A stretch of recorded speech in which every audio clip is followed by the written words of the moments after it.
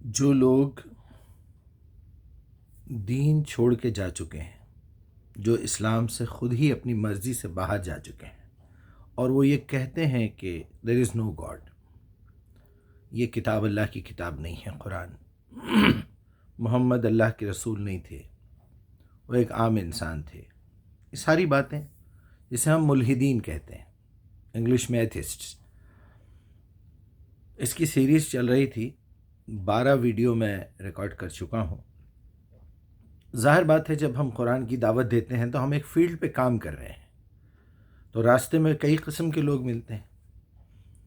ایک صاحب اور ملے، انہوں نے کہا کہ آپ مجھے ثابت کر دیجئے کہ اس زندگی کے بعد جب موت آئے گی تو موت کے بعد بھی کوئی اور زندگی ہے. میں نے کہا اگر میں ثابت کر دوں تو کیا ہوگا؟ کیا آپ یہ جو راستہ اپنا لیے ہیں وہ چھوڑ کے واپس اسلام پہ آ جائیں گے، قرآن کو اللہ کی کتاب مان لیں گے، محمد کو آخری نبی مان لیں گے صلی اللہ علیہ السلام، اللہ کو مان لیں گے، فرشتوں کو مان لیں گے؟ انہوں نے کہا مان لوں گا. چلیے ٹھیک ہے. اس وقت آپ کی بھی نظروں سے اوجھل ہے وہ بات، میری بھی نظروں سے اوجھل ہے. میری امی کا انتقال ہو گیا، میں نے اپنے ہاتھوں سے دفن کیا. ابا کا انتقال ہو گیا، اپنے ہاتھوں سے دفن کیا. نانا کا انتقال ہوا، نانی کا انتقال ہوا. یہ ہمارے ایسے لوگ ہیں جن کے ہاتھوں میں ہم پل کے بڑے ہوئے، ہماری آنکھوں کے سامنے سے چلے گئے.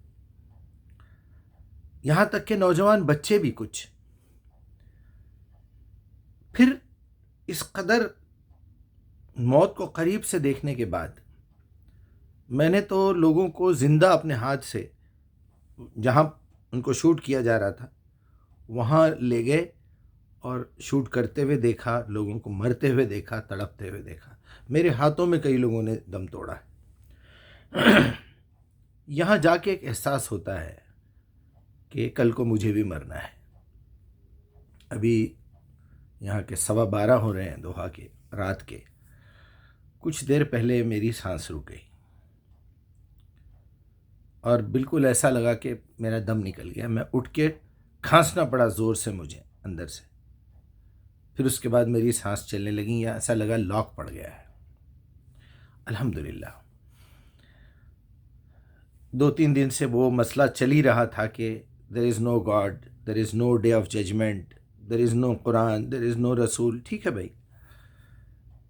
میں ان سے پوچھا آپ کی زندگی گزارنے کا ایک طریقہ ہے، کچھ چیزوں کو آپ بلیو کر کے زندگی گزار رہے ہیں کہ یہ سب بیکار کی باتیں ہیں، مذہب نے ہمیشہ انسان کو دھوکہ دیا ہے، جتنے مذہبی لوگ ہیں چیٹ کرتے ہیں، جھوٹ بولتے ہیں، بے حیائی کے کام کرتے ہیں، دنیا بھر کی باتیں کئی لوگوں سے سنتے ہوئے آئے. ایک ہمارا طریقہ ہے، میرا خاص طور پہ، جو ماننے والے ہیں ان کا تو حشر آپ دیکھ ہی رہے ہیں. انہی لوگوں کی وجہ سے یہ لوگ خراب ہوئے ہیں جو باہر نکل گئے ہیں دین چھوڑ کے. بھائی یہ تو مصیبت بن گئی ہے ہمارے سر پہ.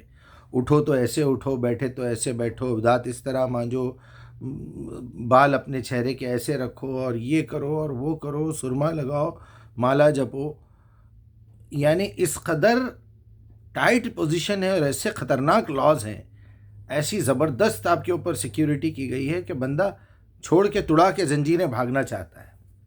اور اس بیچارے کو پتہ ہی نہیں ہے کہ اصل دین کیا ہے، جو کہ آپ کی فطرت کے حساب سے بنایا گیا ہے. شریعت کیا ہے جو ہر پیغمبر کے دور میں اس کے زندگی کے حالات، دنیا کی ترقی کے حساب سے ایک چھوٹا سا فارمولا دیا گیا ہے کہ تم یہ باڈی ایکسرسائز کرو، تم یہ کرو، تم رننگ کرو، تم سوئمنگ کرو. ٹھیک ہے نا بھائی، یہ آپ کی اپنی بھلائی کے لیے ہے. چنانچہ ایک مریض جب ڈاکٹر کے پاس جاتا ہے، کسی سائیکیٹرسٹ کے پاس ہم جاتے ہیں تو ایک خاص پرابلم لے کے جاتے ہیں. کیا ڈاکٹر صاحب مجھے نیند نہیں آ رہی ہے، میں الجھا سا رہتا ہوں، رات میں چیختا ہوں، چلاتا ہوں. بچوں کو لے جاتے ہیں ہم، یہ رات میں نیند میں پیشاب کر لیتے ہیں. سائیکیٹرسٹ اس کا ایک ڈاکٹر ہے، اس نے اس کی تعلیم حاصل کی ہے. پیٹ کا مسئلہ ہے تو پیٹ کے ڈاکٹر کے پاس جاتے ہیں، دل کا آپریشن کرانا ہے ہارٹ اسپیشلسٹ کے پاس جاتے ہیں. کڈنیز کا ڈاکٹر الگ ہے، ہڈیوں کا ڈاکٹر الگ ہے. غرض یہ کہ ہر تکلیف کے لیے آپ نے اس کے اسپیشلسٹ کے پاس جانا مناسب سمجھا. میں شارٹ کٹ میں کرنے کی کوشش کروں گا بات کو، آپ لوگ یہ سب باتیں سمجھتے ہیں. میں نے کہا آپ کی زندگی میں ایک طریقہ ہے، آپ نے ان سب کو چھوڑ کے زندگی گزارنے کا فیصلہ کر لیا کہ بھائی یہ سب دین کی باتیں، یہ مذہب اور یہ ریلیجن، یہ سب بیکار باتیں ہیں. آدمی کو اپنے لیول کے اوپر، یہ پورے کنٹری نے تجربہ کر کے دیکھ لیا. رشیا نے، USSR جسے کہتے تھے ہم، میگزینس نکلتے تھے کمیونزم کے، بعد میں اس کا کیا حشر ہوا وہ بھی دیکھ لیجیے. چلیے اتنی بڑی بات بولنے کے بجائے آخری ایک چھوٹی سی مثال کہ اب وہ صاحب بھی مر جائیں گے، میں بھی مر جاؤں گا، یہاں سے ہم دونوں کا اینڈ ہو گیا اس دنیا کا. اگر اتفاق سے اگر میں بچ گیا، مجھے زندہ اللہ تعالیٰ نے پھر سے کر دیا، اٹھا کے کھڑا کر دیا جیسے کہ وہ وعدہ کر رہا ہے اپنی کتاب میں. آپ اگر نہیں اٹھ سکے تو کیا ہوگا آپ کا؟ آپ کا تو یہ عقیدہ تھا کہ میری کوئی آخرت ہی نہیں ہے. چلیے اللہ تعالیٰ نے آپ کی مرضی کے مطابق آپ کو دوبارہ زندہ ہی نہیں کیا، یہ زندگی آپ کو ختم کری دی، چلو ٹھیک ہے. لیکن کیا آپ اس دن میرے سے یہ ثابت کر سکتے ہیں کہ دیکھو میرا نتیجہ یہ نکلا، میں نے کہا تھا تم سے کہ ہم دوبارہ پیدا نہیں ہوں گے؟ آپ کا تو چانس ہی ختم ہو گیا، آپ کی فائل تو کلوز ہو گئی، آپ کا پورا ڈیٹا ڈیلیٹ کر دیا گیا، آپ کو ایک ڈمی ڈسٹ بین میں ڈال کے ریسائکلنگ مشین میں ڈال کے آپ کو چورا چورا کر دیا گیا، آپ کا وجود ہی ختم ہو گیا. اب آپ کے پاس بات کرنے کا کوئی موقع ہی نہیں ہے میرے سے. لیکن میں تو مر کے زندہ ہوا، اللہ نے میرے سوچ، میری عقل، میری قابلیت کے حساب سے مجھے پھر سے زندہ کیا، میرے بلیف، میرے عقیدے کے حساب سے. تو میں تو آپ کو تلاش کروں گا، پھر سوچوں گا دیکھو بیچارہ وہیں رہ گیا، اس کی آرزو تھی کہ دوبارہ نہ اٹھایا جائے، نہیں اٹھایا اللہ تعالیٰ نے. یہ ایک مثال دے رہا ہوں. لیکن دوسری مثال یہ ہے کہ اگر آپ مجھے وہاں مل گئے اور میں نے پوچھ لیا بھائی صاحب کیا ہوا، آپ تو مر کے زندہ ہونے والے نہیں تھے، آ گئی نا قیامت، حساب ہو رہا ہے نا سب کا، کیسے ہیں آپ؟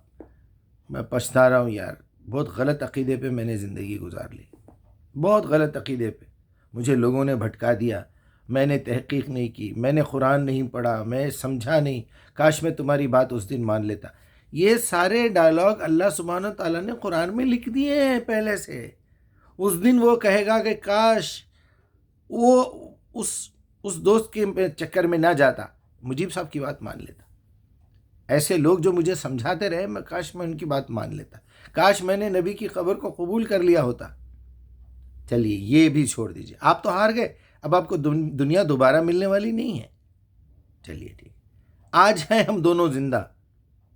اب آپ کے ایٹیٹیوڈ میں، میرے ایٹیٹیوڈ میں، آپ کے زندگی گزارنے کے طریقے میں، میرے زندگی گزارنے کے طریقے میں کیا فرق ہے؟ What is the difference? وہ ڈفرینس یہ ہے کہ آپ بنا منزل کے راستہ طے کر رہے ہیں. آپ راستے میں ٹھوکریں کھائیں گے یا بیمار پڑیں گے، آپ کے نقصانات ہوں گے، آپ کے ساتھ سب کچھ ہونے والا ہے، یا کبھی بچ بھی جائیں گے، کیونکہ یہ زندگی رزلٹ دینے کے لیے نہیں ہے. آپ جیسا کام کرتے رہیے. لوگ انبیاء کو قتل کر دیے، ہمارے نبی پہ جو ہے دنیا بھر کا الزام لگائے، تکلیف دیے، سب کچھ ہوا.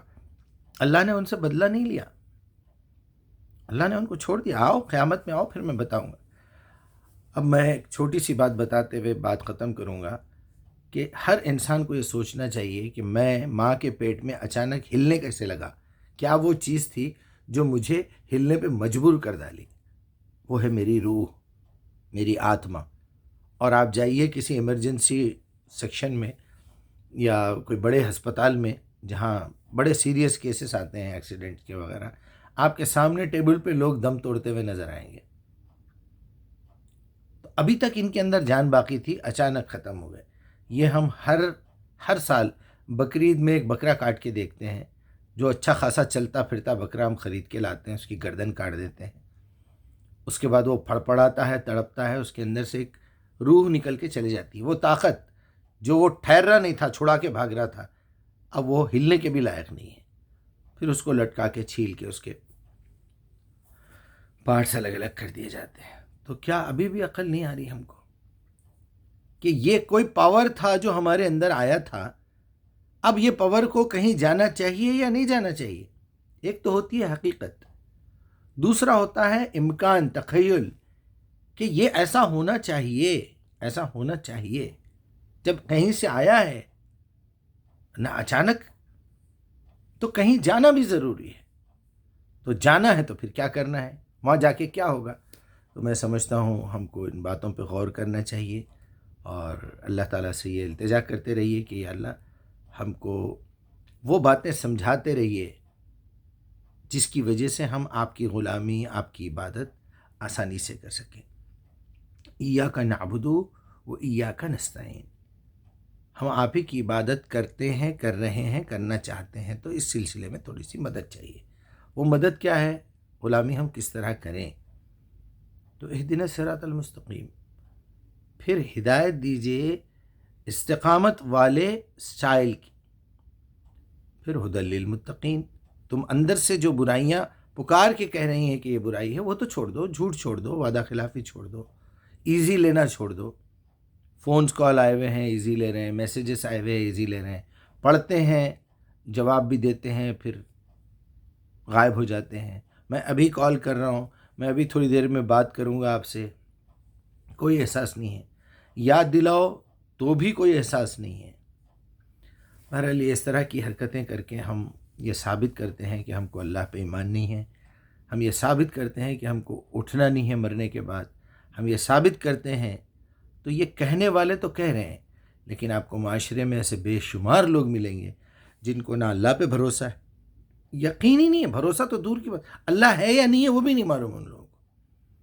قرآن اللہ کی کتاب ہے، ناممکن ان کی نظر میں تو بالکل ہوش و حواس میں نہیں ہے. رسول اللہ کا تو خالی نام ہے زبان کے اوپر، حقیقت میں کچھ بھی نہیں ہے. جھوٹ بول رہے ہیں لوگ، بالکل جھوٹ بول رہے ہیں.